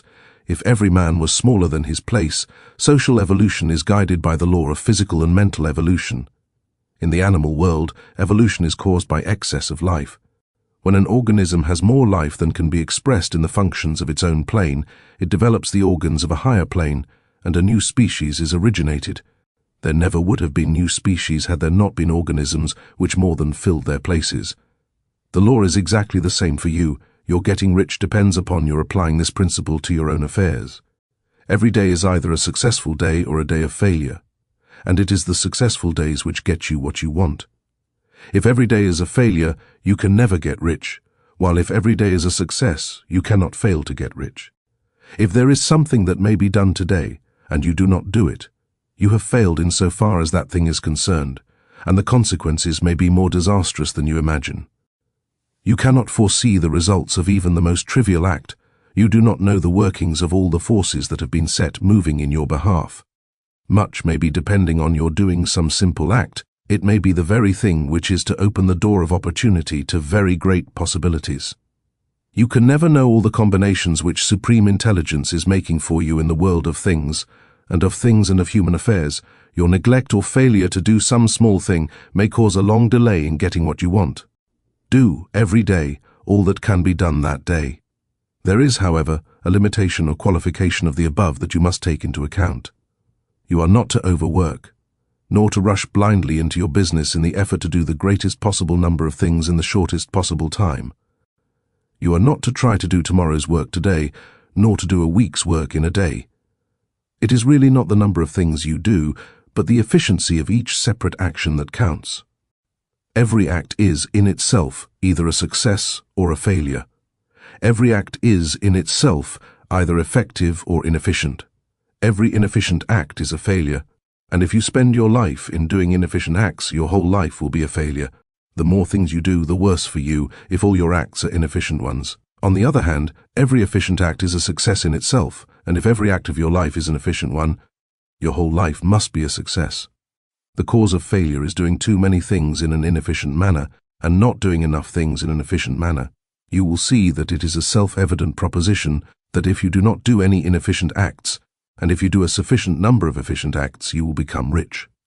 If now it is possible for you to make each act an efficient one, you see again that the getting of riches is reduced to an exact science, like mathematics. The matter turns, then, on the questions whether you can make each separate act a success in itself. And this you can certainly do. You can make each act a success, because all power is working with you, and all power cannot fail. Power is at your service, and to make each act efficient, you have only to put power into it. Every action is either strong or weak, and when every one is strong, you are acting in the certain way which will make you rich. Every act can be made strong and efficient by holding your vision while you are doing it, and putting the whole power of your faith and purpose into it. It is at this point that the people fail who separate mental power from personal action. They use the power of mind in one place and at one time, and they act in another pace and at another time. So their acts are not successful in themselves, too many of them are inefficient. But if all power goes into every act, no matter how commonplace, every act will be a success in itself, and as in the nature of things every success opens the way to other successes, your progress toward what you want, and the progress of what you want toward you, will become increasingly rapid. Remember that successful action is cumulative in its results. Since the desire for more life is inherent in all things, when a man begins to move toward larger life, more things attach themselves to him, and the influence of his desire is multiplied. Do, every day, all that you can do that day, and do each act in an efficient manner. In saying that you must hold your vision while you are doing each act, however trivial or commonplace, I do not mean to say that it is necessary at all times to see the vision distinctly to its smallest details. It should be the work of your leisure hours to use your imagination on the details of your vision, and to contemplate them until they are firmly fixed upon memory. If you wish speedy results, spend practically all your spare time in this practice. By continuous contemplation, you will get the picture of what you want, even to the smallest details, so firmly fixed upon your mind, and so completely transferred to the mind of formless substance, that in your working hours you need only to mentally refer to the picture to stimulate your faith and purpose, and cause your best effort to be put forth. Contemplate your picture in your leisure hours until your consciousness is so full of it that you can grasp it instantly. You will become so enthused with its bright promises that the mere thought of it will call forth the strongest energies of your whole being. Let us again repeat our syllabus, and by slightly changing the closing statements, bring it to the point we have now reached. There is a thinking stuff from which all things are made, and which, in its original state, permeates, penetrates, and fills the interspaces of the universe. A thought, in this substance, produces the thing that is imaged by the thought. Man can form things in his thought, and, by impressing his thought upon formless substance, can cause the thing he thinks about to be created. In order to do this, man must pass from the competitive to the creative mind. He must form a clear mental picture of the things he wants, and do, with faith and purpose, all that can be done each day, doing each separate thing in an efficient manner. Chapter 13. Getting into the right business. Success in any particular business depends for one thing upon your possessing in a well-developed state the faculties required in that business. Without good musical faculty, no one can succeed as a teacher of music. Without well-developed mechanical faculties, no one can achieve great success in any of the mechanical trades. Without tact and the commercial faculties, no one can succeed in mercantile pursuits. But to possess in a well-developed state the faculties required in your particular vocation does not ensure getting rich. There are musicians who have remarkable talent, and who yet remain poor. There are blacksmiths, carpenters, and so on, who have excellent mechanical ability, but who do not get rich. And there are merchants with good faculties for dealing with men who nevertheless fail. The different faculties are tools. It is essential to have good tools, but it is also essential that the tools should be used in the right way. One man can take a sharp saw, a square, a good plane, and so on, and build a handsome article of furniture. Another man can take the same tools and set to work to duplicate the article, but his production will be a botch. He does not know how to use good tools in a successful way. The various faculties of your mind are the tools with which you must do the work which is to make you rich. It will be easier for you to succeed if you get into a business for which you are well equipped with mental tools. Generally speaking, you will do best in that business which will use your strongest faculties, the one for which you are naturally best fitted. But there are limitations to this statement also. No man should regard his vocation as being irrevocably fixed by the tendencies with which he was born. You can get rich in any business, for if you have not the right talent for you can develop that talent. It merely means that you will have to make your tools as you go along, instead of confining yourself to the use of those with which you were born. It will be easier for you to succeed in a vocation for which you already have the talents in a well-developed state, but you can succeed in any vocation, for you can develop any rudimentary talent, and there is no talent of which you have not at least the rudiment. You will get rich most easily in point of effort, if you do that for which you are best fitted, but you will get rich most satisfactorily if you do that which you want to do. Doing what you want to do is life, and there is no real satisfaction in living if we are compelled to be forever doing something which we do not like to do, and can never do what we want to do. And it is certain that you can do what you want to do. The desire to do it is proof that you have within you the power which can do it. Desire is a manifestation of power. The desire to play music is the power which can play music, seeking expression and development. The desire to invent mechanical devices is the mechanical talent seeking expression and development. Where there is no power, either developed or undeveloped, to do a thing, there is never any desire to do that thing, and where there is strong desire to do a thing, it is certain proof that the power to do it is strong, and only requires to be developed and applied in the right way.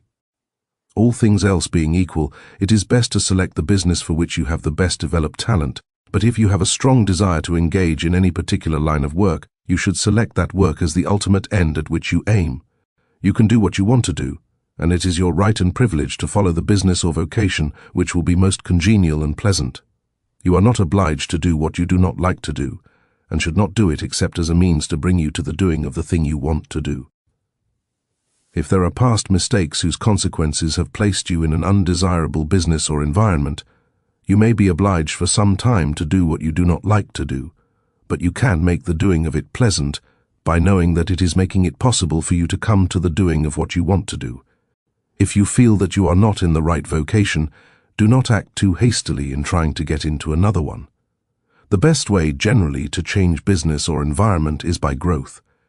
Do not be afraid to make a sudden and radical change if the opportunity is presented, and you feel after careful consideration that it is the right opportunity.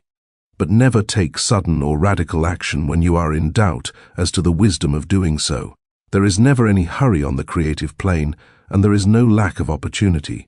When you get out of the competitive mind, you will understand that you never need to act hastily. No one else is going to beat you to the thing you want to do. There is enough for all. If one space is taken, another and a better one will be opened for you a little farther on.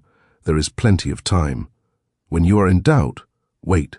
Fall back on the contemplation of your vision and increase your faith and purpose, and by all means, in times of doubt and indecision, cultivate gratitude. A day or two spent in contemplating the vision of what you want and in earnest thanksgiving that you are getting it will bring your mind into such close relationship with the Supreme that you will make no mistake when you do act. There is a mind which knows all there is to know, and you can come into close unity with this mind by faith and the purpose to advance in life, if you have deep gratitude. Mistakes come from acting hastily, or from acting in fear or doubt, or in forgetfulness of the right motive, which is more life to all and less to none. As you go on in the certain way, opportunities will come to you in increasing number, and you will need to be very steady in your faith and purpose, and to keep in close touch with the All-Mind by reverent gratitude. Do all that you can do in a perfect manner every day, but do it without haste, worry, or fear. Go as fast as you can, but never hurry. Remember that in the moment you begin to hurry, you cease to be a creator and become a competitor. You drop back upon the old plane again. Whenever you find yourself hurrying, call a halt. Fix your attention on the mental image of the thing you want, and begin to give thanks that you are getting it. The exercise of gratitude will never fail to strengthen your faith and renew your purpose. Chapter 14. The Impression of Increase. Whether you change your vocation or not, your actions for the present must be those pertaining to the business in which you are now engaged. You can get into the business you want by making constructive use of the business you are already established in, by doing your daily work in a certain way. And insofar as your business consists in dealing with other men, whether personally or by letter, the key thought of all your efforts must be to convey to their minds the impression of increase. Increase is what all men and all women are seeking. It is the urge of the formless intelligence within them, seeking fuller expression. The desire for increase is inherent in all nature. It is the fundamental impulse of the universe. All human activities are based on the desire for increase. People are seeking more food, more clothes, better shelter, more luxury, more beauty, more knowledge, more pleasure, increase in something, more life. Every living thing is under this necessity for continuous advancement, where increase of life ceases, dissolution and death set in at once. Man instinctively knows this, and hence he is forever seeking more. This law of perpetual increase is set forth by Jesus in the parable of the talents. Only those who gain more retain any. From him who hath not shall be taken away even that which he hath. The normal desire for increased wealth is not an evil or a reprehensible thing. It is simply the desire for more abundant life. It is aspiration. And because it is the deepest instinct of their natures, all men and women are attracted to him who can give them more of the means of life. In following the certain way as described in the foregoing pages, you are getting continuous increase for yourself, and you are giving it to all with whom you deal. You are a creative center, from which increase is given off to all. Be sure of this, and convey assurance of the fact to every man, woman, and child with whom you come in contact. No matter how small the transaction, even if it be only the selling of a stick of candy to a little child, put into it the thought of increase, and make sure that the customer is impressed with the thought. Convey the impression of advancement with everything you do, so that all people shall receive the impression that you are an advancing man, and that you advance all who deal with you, even to the people whom you meet in a social way, without any thought of business, and to whom you do not try to sell anything. Give the thought of increase. You can convey this impression by holding the unshakable faith that you, yourself, are in the way of increase, and by letting this faith inspire, fill, and permeate every action. Do everything that you do in the firm conviction that you are an advancing personality, and that you are giving advancement to everybody. Feel that you are getting rich, and that in so doing you are making others rich, and conferring benefits on all. Do not boast or brag of your success or talk about it unnecessarily. True faith is never boastful. Wherever you find a boastful person, you find one who is secretly doubtful and afraid. Simply feel the faith, and let it work out in every transaction.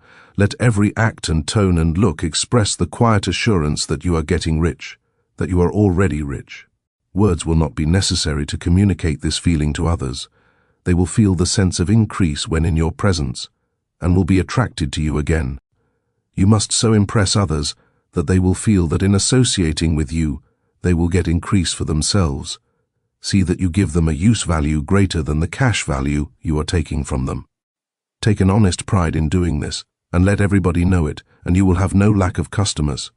People will go where they are given increase, and the Supreme, which desires increase in all, and which knows all, will move toward you men and women who have never heard of you. Your business will increase rapidly, and you will be surprised at the unexpected benefits which will come to you. You will be able from day to day to make larger combinations, secure greater advantages, and to go on into a more congenial vocation if you desire to do so.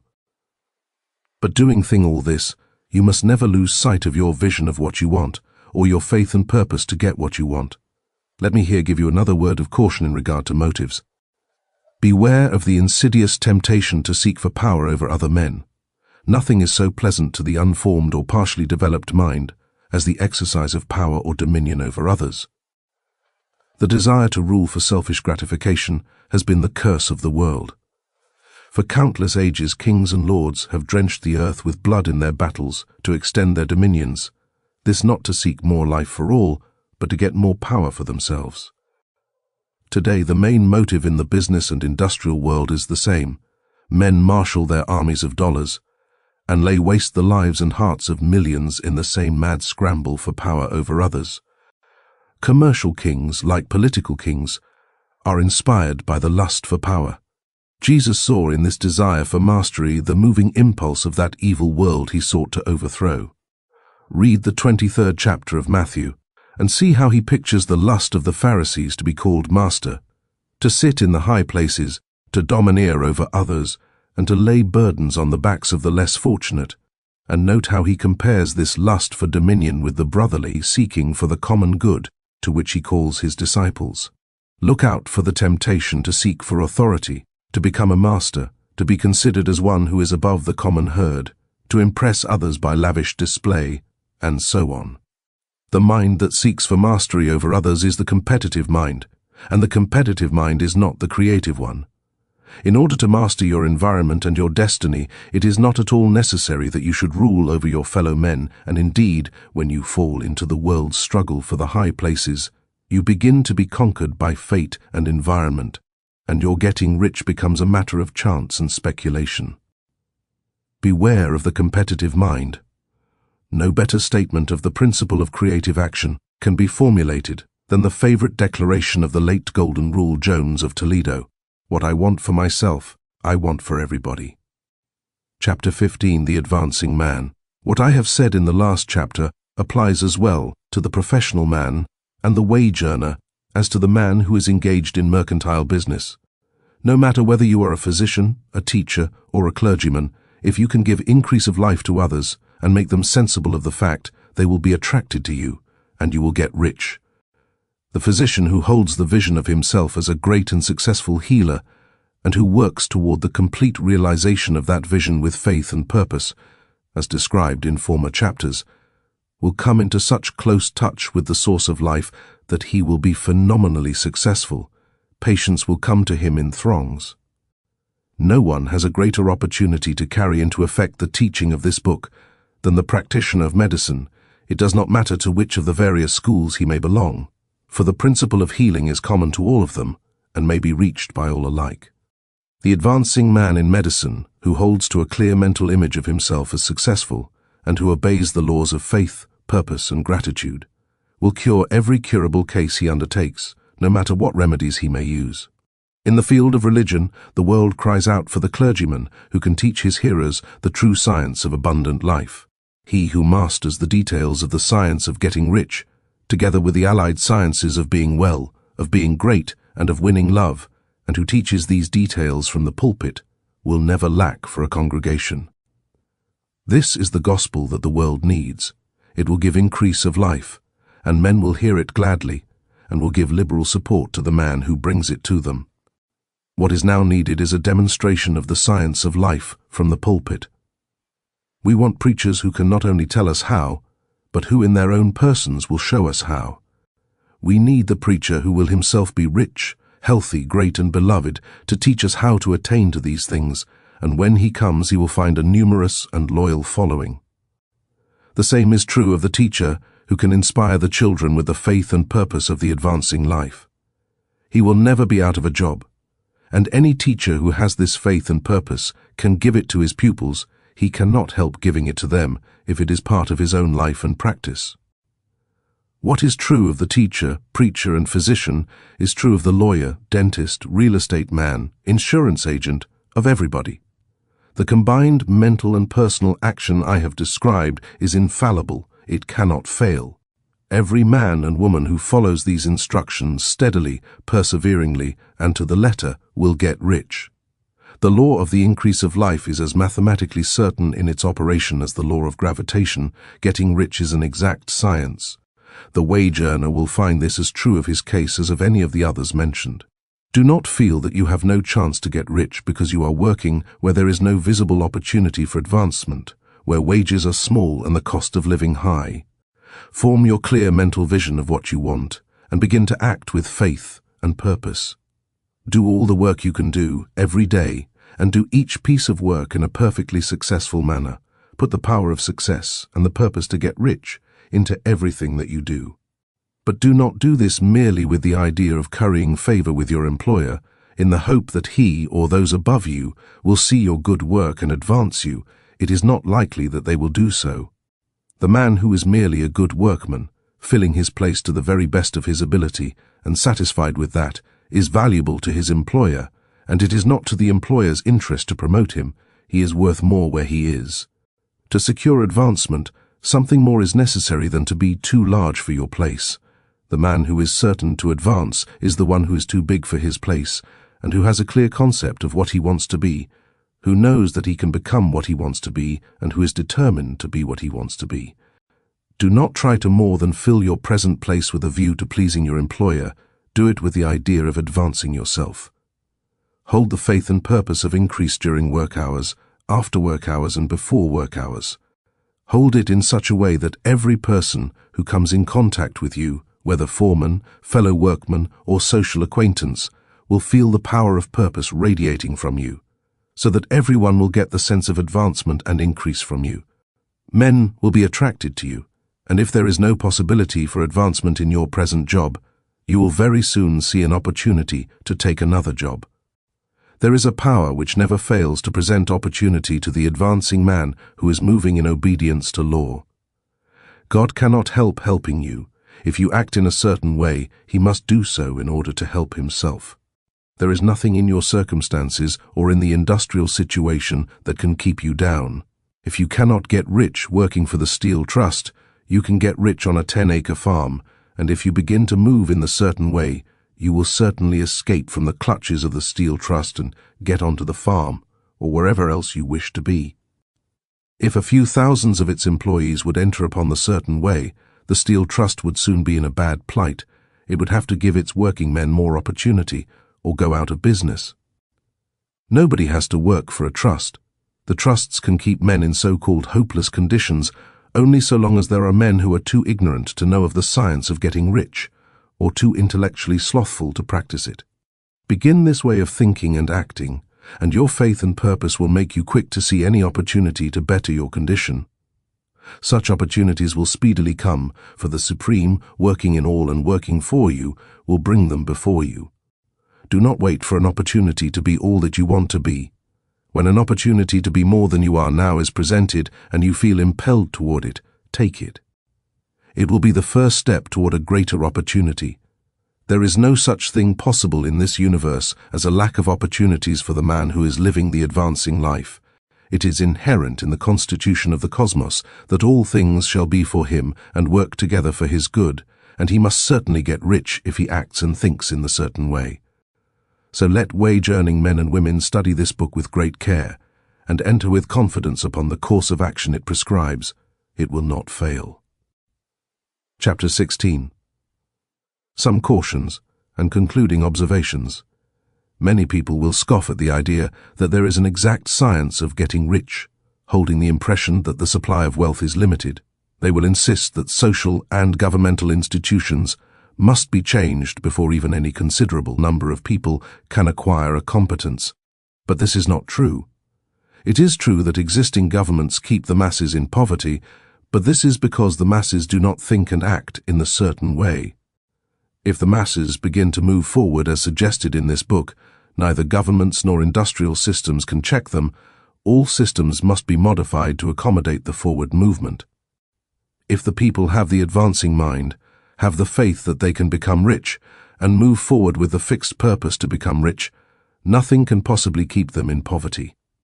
Individuals may enter upon the certain way at any time, and under any government, and make themselves rich, and when any considerable number of individuals do so under any government, they will cause the system to be so modified as to open the way for others.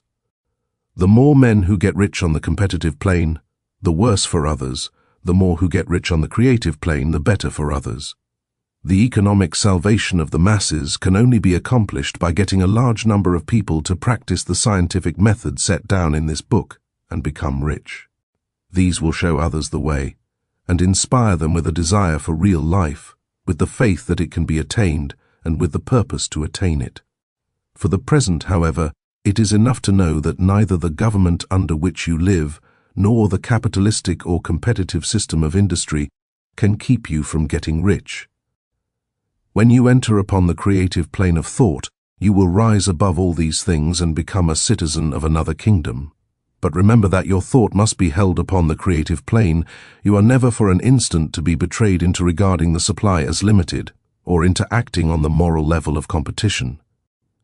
Whenever you do fall into old ways of thought, correct yourself instantly. For when you are in the competitive mind, you have lost the cooperation of the mind of the whole. Do not spend any time in planning as to how you will meet possible emergencies in the future, except as the necessary policies may affect your actions today.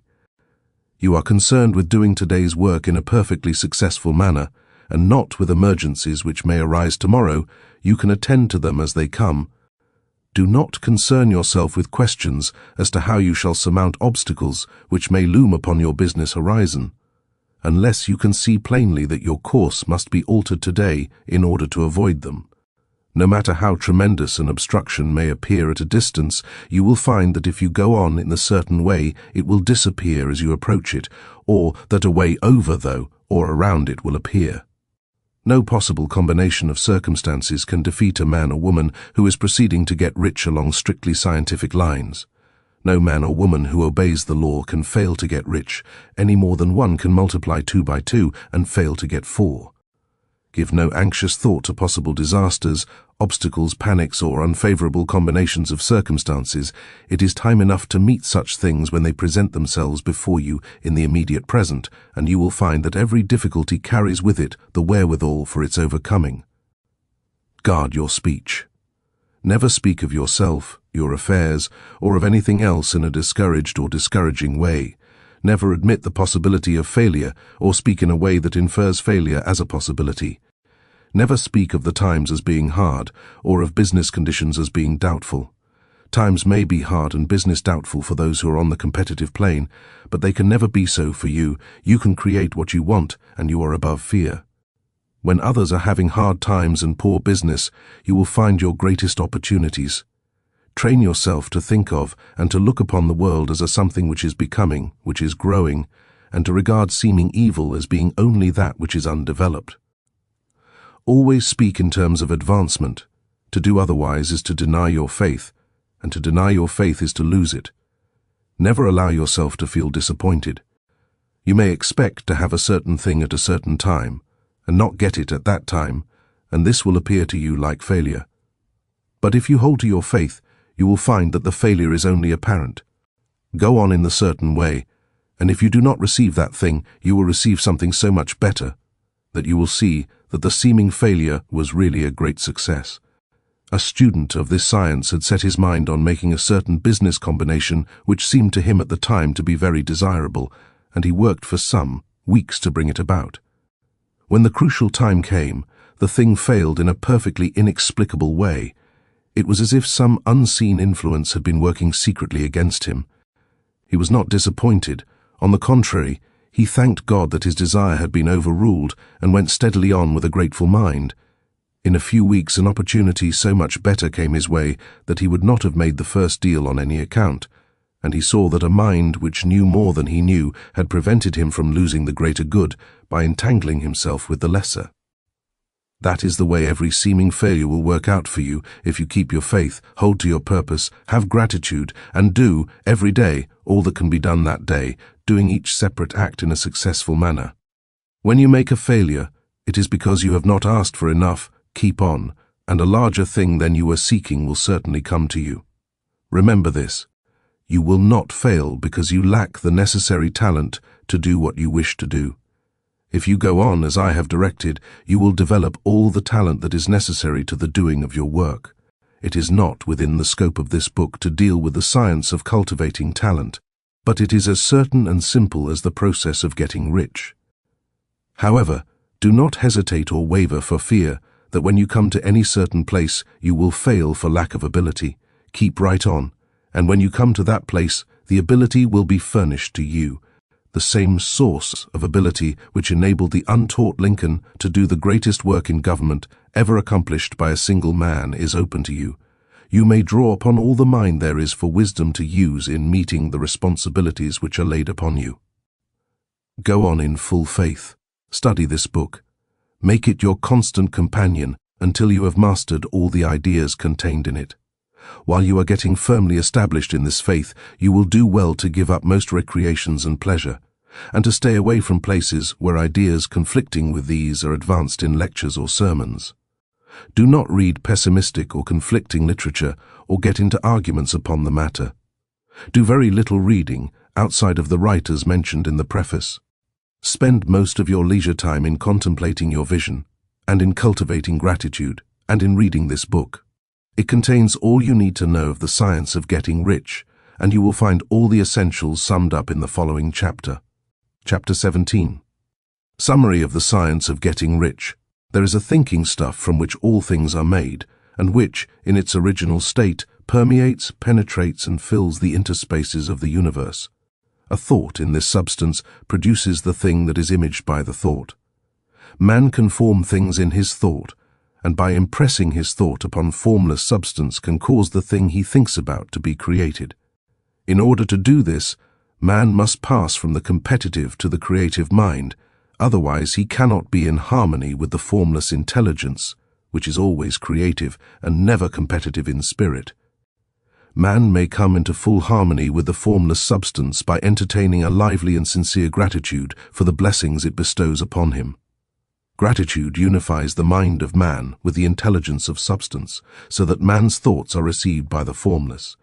Man can remain upon the creative plane only by uniting himself with the formless intelligence through a deep and continuous feeling of gratitude.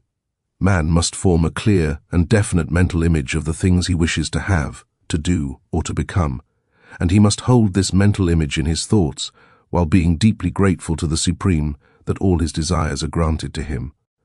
The man who wishes to get rich must spend his leisure hours in contemplating his vision and in earnest thanksgiving that the reality is being given to him. Too much stress cannot be laid on the importance of frequent contemplation of the mental image, coupled with unwavering faith and devout gratitude. This is the process by which the impression is given to the formless, and the creative forces set in motion. The creative energy works through the established channels of natural growth and of the industrial and social order. All that is included in his mental image will surely be brought to the man who follows the instructions given above, and whose faith does not waver. What he wants will come to him through the ways of established trade and commerce. In order to receive his own when it shall come to him, man must be active, and this activity can only consist in more than filling his present place. He must keep in mind the purpose to get rich through the realization of his mental image, and he must do, every day, all that can be done that day, taking care to do each act in a successful manner. He must give to every man a use value in excess of the cash value he receives, so that each transaction makes for more life, and he must so hold the advancing thought that the impression of increase will be communicated to all with whom he comes in contact. The men and women who practice the foregoing instructions will certainly get rich, and the riches they receive will be in exact proportion to the definiteness of their vision, the fixity of their purpose, the steadiness of their faith, and the depth of their gratitude. The end.